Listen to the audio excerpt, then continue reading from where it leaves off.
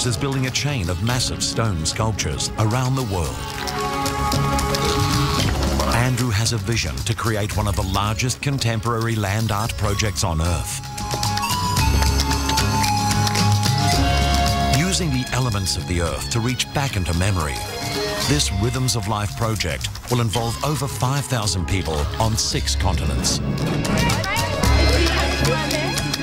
So far, we've worked in Israel, Chile, Bolivia, Sri Lanka, Iceland and Australia. The next challenge is China.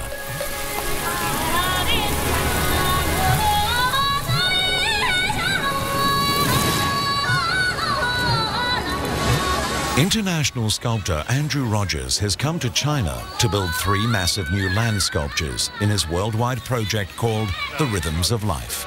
The Rhythms of Life is the common link for this project around the world. It's an optimistic symbol about life and regeneration. It's about the influences on our lives. Every site's unique. This is one of the largest contemporary art projects in the world. I want to create a link for people to reach back in time and contemplate the past. Without memory, we are nothing. It's here in China that Andrew will tackle his most ambitious project yet, with the help of the people whose ancestors built the Great Wall of China, one of the greatest man-made structures on Earth. Here at Jiayuguan, the famous Great Wall comes to an end.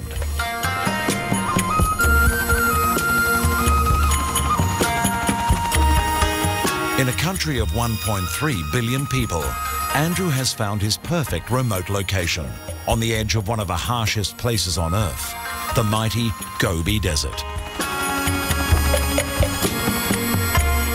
It's a very spectacular location. The reason I chose this location in China is because it has such historical content. This area is also home to the legendary Jiayuguan Fortress, once a famous stopover on the Great Silk Road. It's where the Silk Route began across the Gobi Desert and Marco Polo travelled. Now protected as a United Nations World Heritage Site, this place was once known as the end of the Earth. In the desert near the fortress, Andrew will build 3 giant sculptures, hundreds of meters across. 2 will be based on local cultural symbols, the caveman and the messenger. But the first will be his own Rhythms of Life. These lines add up to 2 kilometres of stone. Gerald Xia, Vice Mayor of Jiayuguan City, has worked closely with Andrew from the very beginning.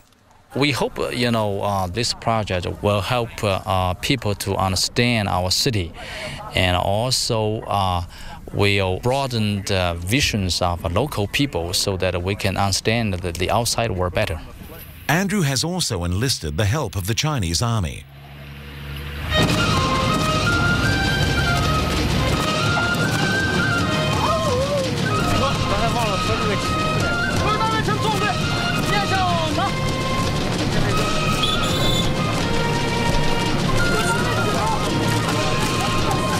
Andrew's facing his biggest challenge yet. This is his first time working with an army, and the Chinese army's first time at making art. Andrew has only a few days to teach them how. Up towards that way. Yeah. It's very nice to see the army of China.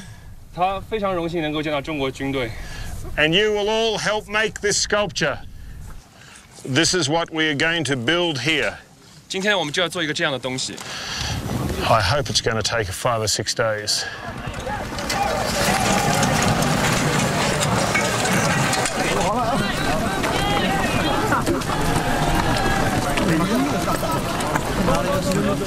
These 1,000 young soldiers won't just be building stone walls. They're about to take a journey to reconnect with their own past.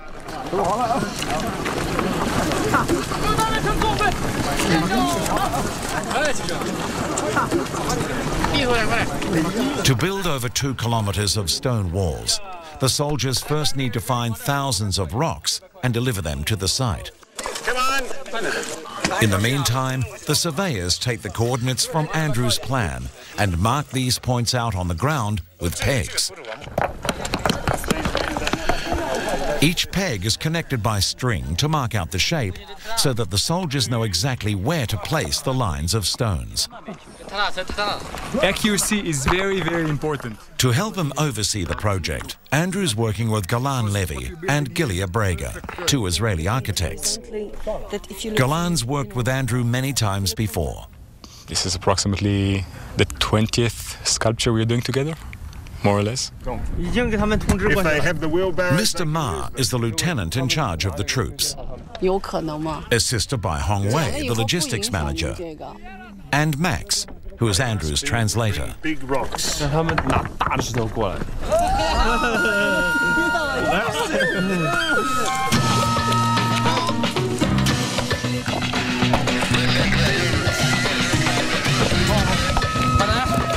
But it's hard to explain Andrew's very precise requirements to 1,000 soldiers.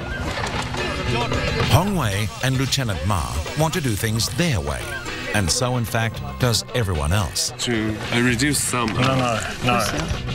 But after 2 days, the results aren't good.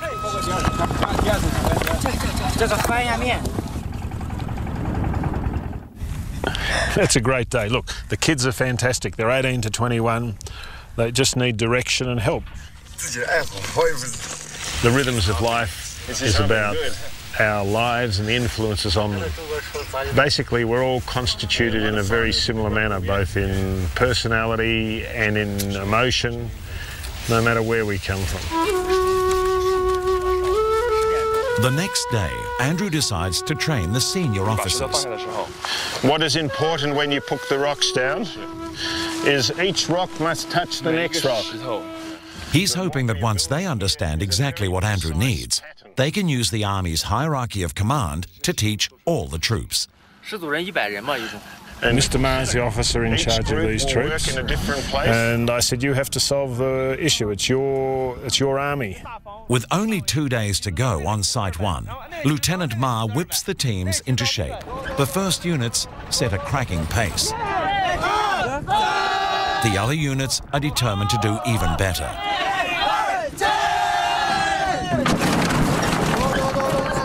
The tractor teams have the advantage of carrying bigger loads, but they're up against some very determined wheelbarrow teams.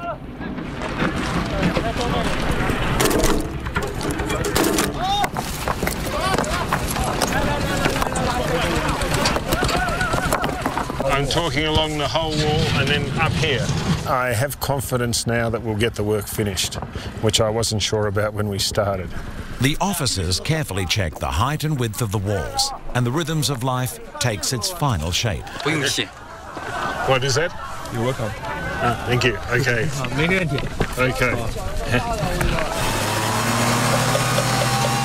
Because of their scale, Andrew's geoglyphs aren't meant to be seen from the ground, but are built to be seen from the air. And it's only from the air that the beauty of the shape can truly be revealed. And the rhythms of life is so huge that it completely dwarfs the 1,000 soldiers of the Chinese army putting the finishing touches to the walls.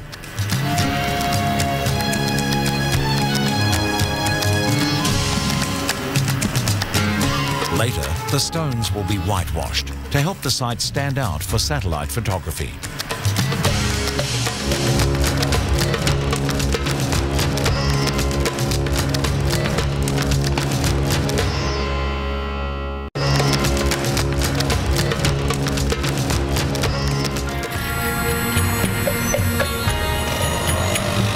Before they start on the next geoglyph, tonight is a chance for Andrew and the team to head out into Jiayuguan City and sample some local culture.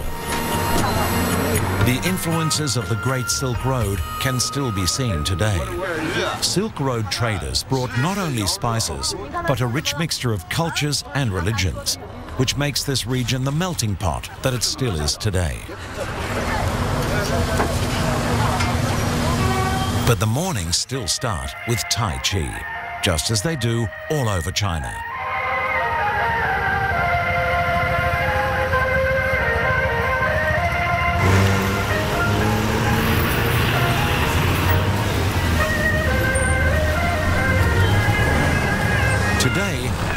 making a start on his second geoglyph, in the steep hills behind the rhythms of life.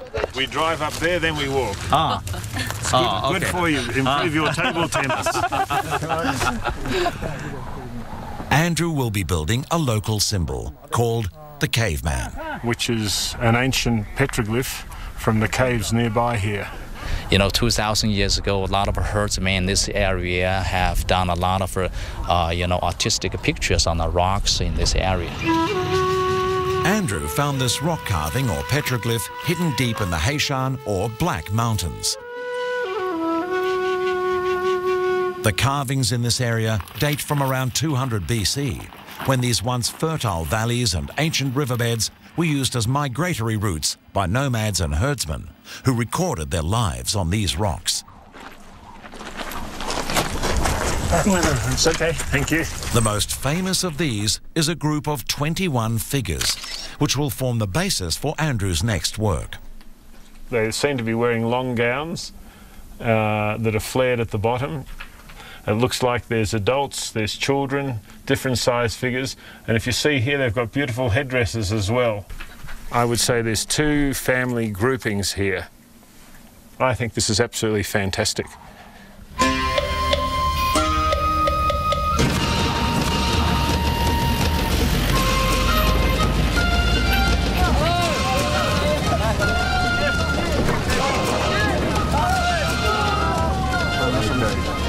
This site is a very different site to the rhythms of life. Andrew has only 8 days left to build the next 2 sculptures. And he has to teach the army how to build the 2,000-year-old caveman on a steep slope. The first thing we will do is build the head and shoulders. Okay? To do this, every single stone needs to be brought up from below by hand. So Andrew organizes a human conveyor belt.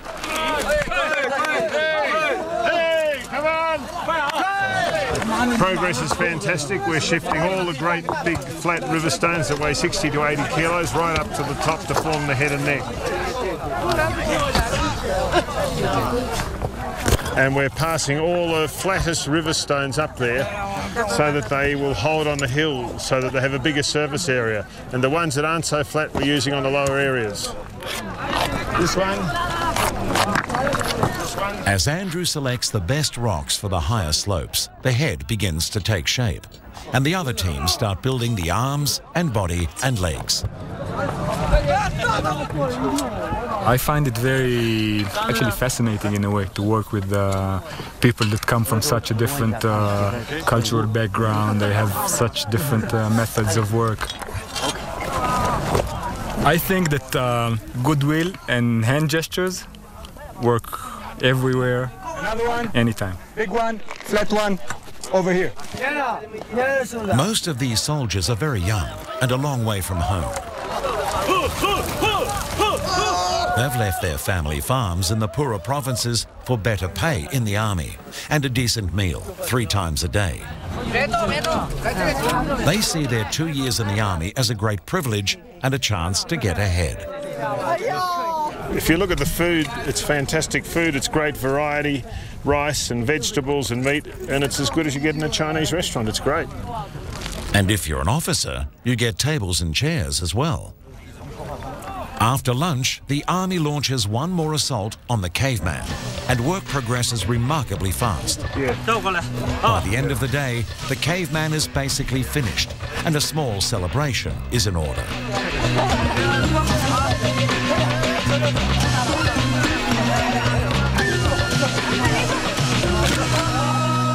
The soldiers head home happy. Andrew, Golan and Gilia stay behind to check on the work. To their dismay, they find many building errors and that the walls aren't as well built as Andrew hoped. I think in a way they were rushing yesterday. They wanted to get it finished and they all started at the same time, and me and Golan, we couldn't supervise correctly, and they just started to build without really being explained what to do. The next morning, the mood is somber. The team is worried.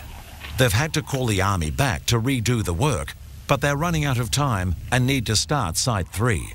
the bottom of the sculpture needs to only have big rocks. 咱们在这个作品的底层 And the corners are very important. Does this look right to 看一 you? 下，注意一下， Okay. Useless. There's nothing under there. 底下的话是属于一个空隙。 So what happens? Look, 全部 this work has got to be here for 100 years. It's frustrating for the soldiers too. I'll leave it to you. Everyone gets back to work one more time and the crucial fixes are made. Like this one, must be flat. Okay. Nothing on its side. The army finishes the caveman and Andrew breathes a sigh of relief. For me, the caveman really is a focus about everything that I do on these projects, because we're able to take some rock art that's about 14 kilometres from this site and recreate it in three-dimensional form. So it's an opportunity to provide an image that can act as a fulcrum for contemplation. But Site 3 will be much more difficult to build. Always an amazing sight when they arrive. I think it's fantastic. The third geoglyph that Andrew will build with the army is based on a painting from the nearby Weijing tombs, an ancient symbol of a messenger on a horse. This messenger is particularly significant for the area because that messenger was the link to all the outlying outposts throughout the Gobi Desert.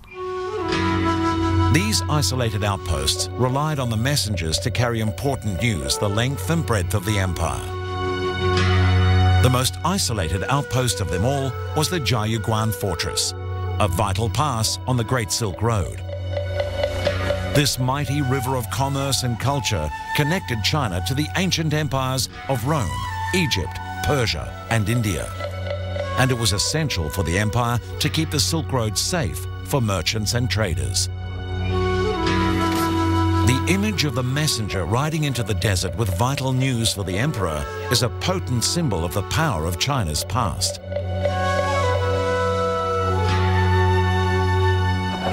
You've got to understand the scale of this site. You've got 1, 2, 3, 4, 5 hills and 4 valleys. So it's a huge site. Together, they will need to create a messenger who looks perfect from the air, yet is built on a series of impossibly steep hillsides. To make things even harder, the soldiers must carry the heavy boulders from far away to prevent erosion on this demanding site. And then they need to put the rocks behind it. These steep slopes will also carry the snowmelt after winter, so it's hard to make the walls stable enough to withstand it. Correct placement of stones is critical. Why I'm standing here and what I'm getting them to do is turn all the rocks around like you can see this guy doing now, so the rocks are facing the right direction. Everybody's working in a more coordinated manner because they're used to it and they understand process now. They're all reading the plan. We've taught them where to place the rocks so they can look at it from the plan.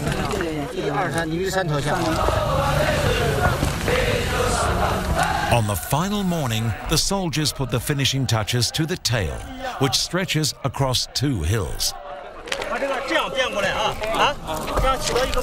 This leaves only the left hind leg of the horse to finish in a very steep riverbed. Slowly. And this was probably the most difficult part of the entire outline. We had to overcome this vertical wall, which means that it was more than 90 degrees, which was kind of complicated. But that's it, done.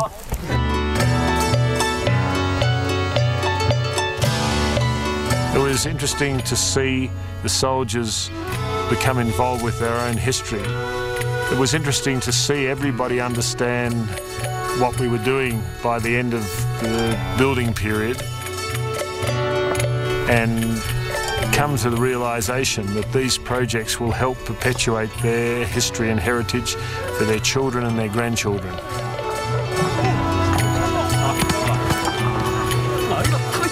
Every project we find that the beginnings are so difficult, we have to struggle to try to communicate with all of the people. And at the beginning it really seems impossible.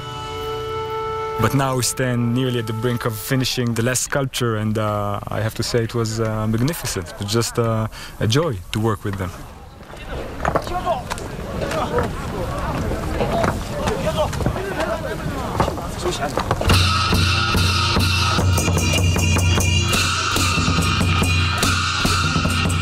We gathered here to warmly congratulate the completion of the 3 land art projects created by Mr. Andrew Rogers, local army and technicians.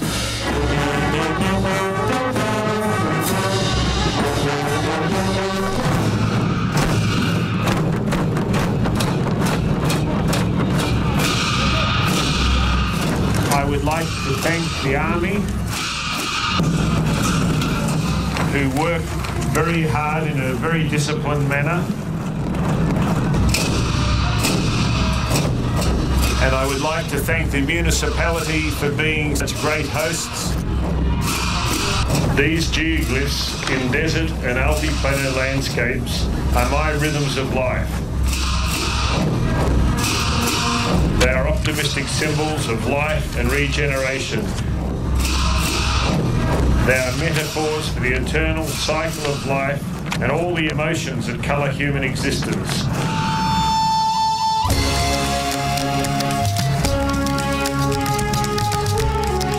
I hope these 3 forms form one more link in the chain of the rhythms of life.